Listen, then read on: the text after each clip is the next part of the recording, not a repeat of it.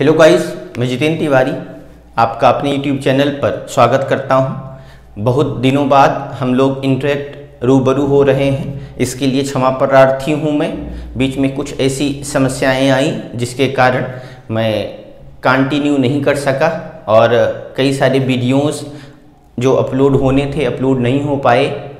बीच में live streaming की भी एलिजिबिलिटी हमें मिल चुकी थी, लेकिन अब मैं दिल्ली में था ही नहीं, गांव में अपने था, जिसके कारण कैरी ऑन नहीं हो पाया। लेकिन आपको खुशखबरी के साथ ही मैं ये जानकारी भी देना चाहता हूँ कि अब हम लोग लाइव क्लासेस लेने की एलिजिबिलिटी हमें यूट्यूब से मिल गई है। इसके लिए आप सारे लोग प्रशंसा के पात्र हैं और जल्दी ही हम लोग 1-2 दिन 4 दिन में प्री प्लान करके आगे कंटिन्यू करते हैं, जिससे इस कोरोना जैसी महामारी के दौरान भी हम अपने टारगेट को अचीव कर सकें और कहीं ना कहीं जो हमारी धार पढ़ाई में कहीं ना कहीं कमज़ोर हुई है उसमें शार्पनेस, पैनापन दोबारा से प्राप्त कर सकें। ओके, तो आप जानते हैं लास्ट क्लास में हमने लॉर्ड चेम्सफोर्ड तक पढ़ा था, अंग्रेज गवर्नर वाले टॉपिक में। आज हम लॉर्ड चेम्सफोर्ड के आगे कंटिन्यू करेंगे।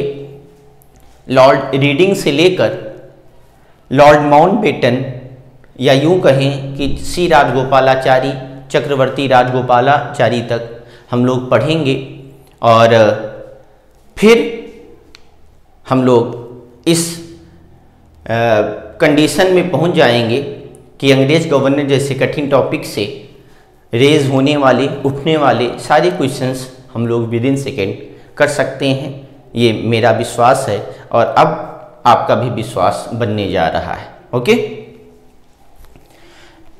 यहाँ तो उतनी कन्फ्यूजन नहीं होती, लेकिन यहाँ इन दो गवर्नर जनरल में बहुत ज़्यादा कन्फ्यूजन क्रिएट हो जाती है कि भारत का अंतिम गवर्नर जनरल कौन था।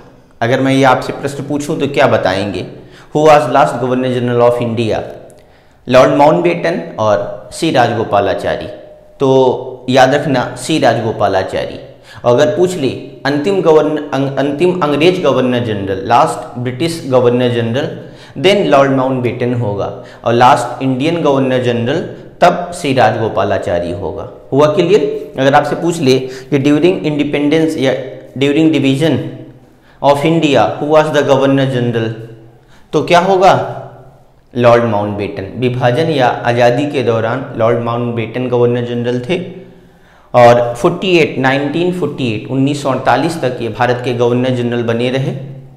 जनरली ये वायसराय कहे जाते थे लॉर्ड माउंटबेटन तक जो अंग्रेज गवर्नर हुए, है ना, 1857 की क्रांति के बाद। ये मैंने आपको पहले ही बता रखा है, मेंशन कर रखा है। और जब भारत को आज़ादी मिल जाती है तो 1948 तक लॉर्ड माउंटबेटन बने रहते हैं भारत के गवर्नर जनरल और आगे चल के इस पद को कौन सुशोभित करता है? सी राजगोपालाचारी। ओके, तो ये भी कन्फ्यूजन बहुत ज़्यादा होती है। तो सी राजगोपालाचारी पहले भारतीय या अंतिम भारतीय गवर्नर जनरल थे। चाहे अंतिम पूछ ले, उसमें अंग्रेज या भारतीय मेंशन ना करे, तब भी राजगोपालाचारी होंगे। अगर फर्स्ट या लास्ट इंडियन गवर्नर जनरल पूछ ले तब भी सी राजगोपालाचारी रहेंगे। ओके, और अंतिम गवर्नर जनरल पूछ ले तो राजगोपालाचारी, अंतिम अंग्रेज गवर्नर जनरल लॉर्ड माउंटबेटन, पहले भारतीय गवर्नर जनरल तो याद रखना राजगोपालाचारी। ठीक ना? तो देश की आज़ादी के साथ ही गवर्नर जनरल का पद फिर से आ जाता है और वायसराय का पद डिजॉल्व, भंग कर दिया जाता है। ये आपको जानकारी होगी, है ना। और सी राजगोपालाचारी का जब टेन्योर समाप्त होता है, कार्यकाल 1950 में, देन गवर्नर जनरल का पद हमेशा के लिए डिजॉल्व, खत्म कर दिया जाता है और इसको रिप्लेस कौन कर देता है? प्रेसिडेंट ऑफ इंडिया, भारत का राष्ट्रपति। तो अब गवर्नर जनरल की जगह भारत का राष्ट्रपति आ जाता है ना। और ये फिर कंटिन्यू करता है, अभी तक कंटिन्यू ही है। तो ये बहुत ज़्यादा कन्फ्यूजन थी लॉर्ड माउंटबेटन और श्री राजगोपालाचारी में। अगर फिर भी आशा करता हूँ, होप सो कन्फ्यूजन ख़त्म हो गई होगी। फिर भी कोई कन्फ्यूजन है तो आप कमेंट बॉक्स में जाके कमेंट कर सकते हैं, हम उसको और ज़्यादा एक्सप्लेन करके आपको समझाने का प्रयास करेंगे। तो हम लोग अब समझते हैं लॉर्ड रीडिंग से लेकर चक्रवर्ती राजगोपालाचारी या लॉर्ड माउंटबेटन तक के टेन्योर में क्या क्या मेन इंसिडेंट हुए जो हमारे एग्जाम्स में रेज होते हैं। तो ये पूरा इनका सीक्वेंस क्रम नोट कर लीजिए और इनके समय में क्या घटनाएं हुई, इंसिडेंट हुए, वो मैं मेंशन करवा देता हूँ। ओके, और फिर नेक्स्ट क्लास में हम लोग फिर लाइव पढ़ेंगे जैसे कि आपकी लगातार डिमांड थी।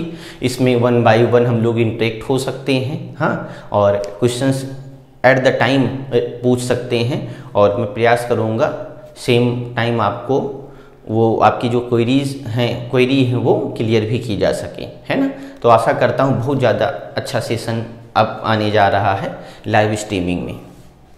तो नोट कर लिए सारी जानकारियाँ।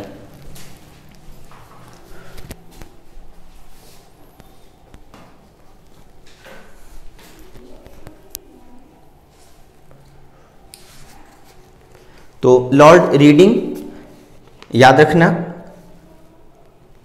महात्मा गांधी द्वारा प्रथम जो असहयोग आंदोलन नॉन कोऑपरेशन मूवमेंट चलाया गया था या जो चौरी चौरा घटना इंसिडेंट हुई थी, ये लॉर्ड रीडिंग के समय में ही हुई थी, है ना।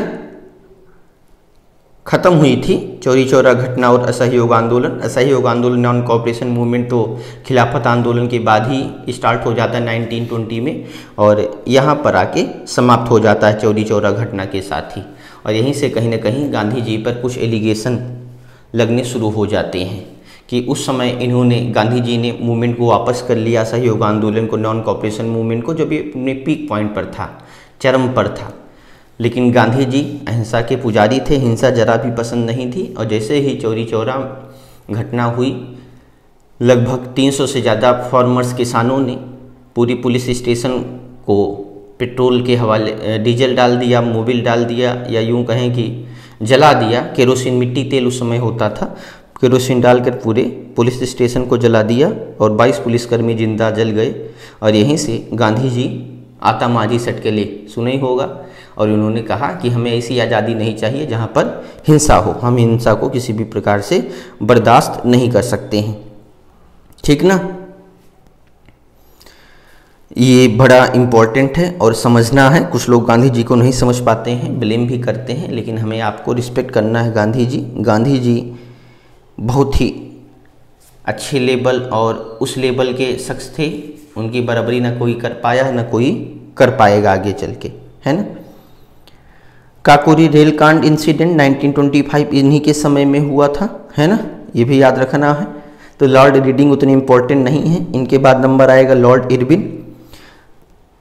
इन्हीं के कार्यकाल में 1928 में साइमन कमीशन भारत आया था, है ना, ये इम्पोर्टेंट है। साइमन कमीशन जिसका विरोध हुआ था, Simon commission go back, Simon commission go back, और फिर लाठीचार्ज हो गई थी, लाला लाजपत राय मारे गए थे, और बाद में लाठीचार्ज करने वाले दरोगा सैंडर्स की हत्या कर दी भगत सिंह ने, और फिर भगत सिंह को इसके कारण फांसी भी मिली। ये भी इम्पोर्टेंट है, ओके। तो ये तो बड़ी इम्पोर्टेंट, ये समझ लीजिए, सैंडर्स वाली हत्या जो करी थी। लाला लाजपत राय का ऑन रिकॉर्ड स्टेटमेंट है मरने से पहले कि मेरे शरीर पर पड़ी लाठी की एक एक चोट अंग्रेजों के लिए उनके ताबूत में कील का काम करेगी। कॉफिन टाइप का होता है ना, जिसमें दफनाए जाते हैं, बॉक्स टाइप का, क्रिश्चियंस लोग, तो अंतिम कील मार दी जाती लास्ट में। तो इसे समझो कि मेरी मृत्यु अंतिम कील है। भारत से आज़ादी कोई नहीं, भारत की आज़ादी कोई नहीं रोक सकता, और बहुत जल्दी भारत को आज़ादी मिलेगी, और आज़ादी मिली भी। लॉर्ड इरविन के समय में ही डांडी मार्च हुआ था, जिसको सविनय अवज्ञा आंदोलन या नमक आंदोलन के नाम से भी जानते हैं, है ना। गांधी इरविन समझौता भी आगे चल के होता है, ये भी आप जानते होंगे। देन आफ्टर नंबर आता है लॉर्ड विलिंगटन का, देख पा रहे होंगे बोर्ड पे आप। लॉर्ड विलिंगटन उतने इम्पोर्टेंट नहीं है, इन्हीं के कार्यकाल में पूना समझौता हुआ था महात्मा गांधी और अंबेडकर के बीच में 1932 में, जब गोलमेज सम्मेलन को लेकर विवाद हो गया था।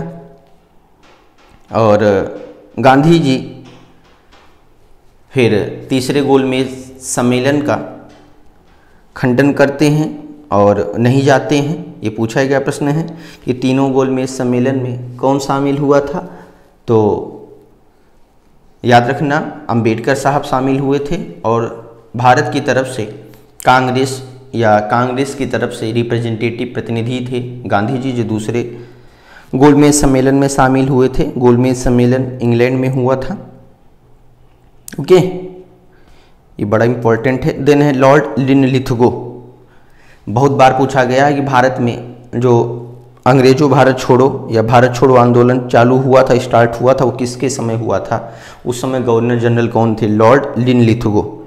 ओके, इन्हीं के समय में क्रिप्स मिशन भारत आया था और क्रिप्स मिशन को गांधी जी ने कहा था पोस्ट डेटेड चेक, उत्तर तिथीय चेक, मतलब ऐसी चेक जिसकी डेट निकल चुकी है। मतलब जैसे अब आपको आज की डेट में कोई वो पुराना वाला 500,000 रुपए का नोट ले और मेहनताना के रूप में आपको दे, तो क्या आप एक्सेप्ट करेंगे? नहीं, कूड़ा डस्टबिन में फेंकने लायक हो गया और 500,000 का नोट सेम ऐसे ही। इन्होंने कहा कि जो कानून जो इम्प्लीमेंट जो सुधार की बात कर रहा है क्रिप्स मिशन, वो ऐसे ही यूजलेस है जैसे कि पुरानी चेक, या यूँ कहें कि 500 या 1000 वाली पुरानी नोटें। ओके, इन्हीं के समय लॉर्ड लिनलिथगो के समय ही फॉरवर्ड ब्लॉक की स्थापना की गई थी। इन्हीं के समय आज़ाद हिंद फौज इस्टेब्लिश हुई थी भारत में। नेक्स्ट हैं लॉर्ड बेवेल। इन्हीं के समय में 1945 में शिमला समझौता, शिमला पैक्ट हुआ था। ओके, इन्हीं के समय प्रत्यक्ष कार्यवाही दिवस, डायरेक्ट एक्शन डे मनाया गया था मुस्लिम लीग के द्वारा। जिन्ना ने कहा कि अगर हम मुस्लिम्स को अलग देश नहीं मिलता है तो हम तलवार के दम पर लेंगे, और जगह जगह हिंसा होनी शुरू हो जाती है। और एटलीस्ट सरदार वल्लभ भाई पटेल, जो आगे चल के बहुत ही बड़ी भूमिका निभाते हैं भारत के एकीकरण में, रियासतों के एकीकरण में, उनका यह ऑन रिकॉर्ड स्टेटमेंट है कि मेरे सिर में इतनी तेज़ दर्द होने लगा कि मुझे एटलीस्ट अपने सिर को अपनी धड़ बॉडी से अलग करना पड़ा। मतलब जो मुस्लिम बाहुल इलाके थे, जो आधुनिक पाकिस्तान है या जो बांग्लादेश है, पहले पूर्वी बंगाल था, तो उन्होंने कहा कि इन इलाकों में इतनी तेज़ दंगे भड़क गए कि हमारे पास कोई सोल्यूशन उपाय नहीं था विभाजन के अलावा, कि विभाजन पर सहमति स्वीकार करनी पड़ी, सहमति देनी पड़ी महात्मा गांधी और सरदार वल्लभ भाई पटेल और पंडित नेहरू दोनों को। इन्हीं के समय अंतरिम सरकार नेहरू जी के नेतृत्व में बनती है ना। तो ये बड़ा इम्पोर्टेंट है कि भारत की आज़ादी के दौरान ब्रिटिश प्राइम मिनिस्टर कौन था? तो एटली था, एटली। ओके, क्लीमेंट एटली। और विभाजन से पहले कौन था? तो चर्चिल ने कहा था कि जून 1948 तक भारत को आज़ाद कर दिया जाएगा, लेकिन इसके पहले ही भारत को आज़ादी मिल जाती है। क्लीमेंट एटली के नेतृत्व में ब्रिटेन में लेबर पार्टी की स्थापना होती है और क्लीमेंट एटली ने भारत को पहले ही आज़ादी देनी पड़ी मजबूरन, जब भारत में दंगे तेज़ी से होने लगे, भारत छोड़ो आंदोलन बहुत एग्रेसिव हो जाता है। देन है लॉर्ड माउंटबेटन। इनके बारे में मैंने बता ही रखा है आपको। इन्हीं के समय भारत को आज़ादी मिलती है विभाजन के दौरान। यही भारत के गवर्नर जनरल थे, है ना। और then after Rajagopalachari Lord Mountbatten के बाद 21 जून 1948 को कार्यभार संभालते हैं। और इन्हीं के बाद फिर भारत में राष्ट्रपति का पद आ जाता है और 1950 में इनका टेन्योर समाप्त कर दिया जाता है। ओके, तो ये इतने कुछ इम्पोर्टेंट गवर्नर जनरल थे। इसके पहले हमने 3-4 पार्ट में करके और पूरे गवर्नर जनरल ख़त्म किए, और आज हमने लगभग इम्पोर्टेंट जितने भी गवर्नर जनरल थे उनके बारे में डिस्क्राइब कर दिया और आज ये चैप्टर क्लोज हुआ। अब हम लोग लाइव सेशन लेकर आ रहे हैं। आप लोगों का सहयोग ऐसे ही बना रहे और एक टाइमिंग निर्धारित करते हैं, डिसाइड करते हैं। उस टाइमिंग में आप लोग ज़्यादा से ज़्यादा हमसे जुड़िए और लाइव क्लासेस को एंजॉय करिए और अपनी स्टडी को वो पैनापन दीजिए जैसा कि आपके पास वो पैनापन वो धार थी। ओके, तो हल्का भी धार या पैनापन कुंद नहीं होना चाहिए, शार्पनेस बना रहना चाहिए। ठीक, धन्यवाद। जय हिंद, जय भारत।